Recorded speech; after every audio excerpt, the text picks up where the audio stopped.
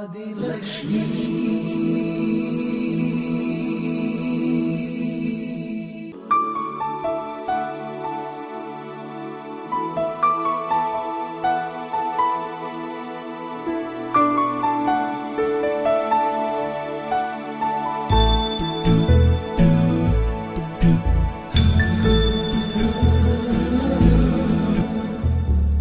सुमनसवन्दित सुन्दरि माधवि चन्द्र सहोदरि हेममयि मुनिगणवन्दित मोक्षप्रदायिनि मञ्जुळभाषिणि वेदनुते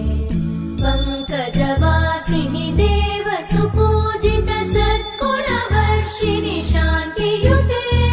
जय जय हे मधुसूदन कामिनि आदिलक्ष्मि जय पालय माम्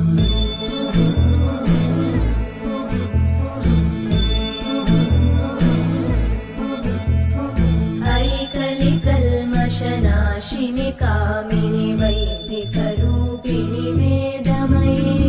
क्षीरसमुद्भव मङ्गलरूपिणि मन्त्रनिवासिनि मन्त्रनुते मङ्गलदायिनि अम्बुजवासिनि देवगणाश्रितपादयुते जय जय हे मधुसूदन कामिनि धान्यलक्ष्मि जय पालय माम्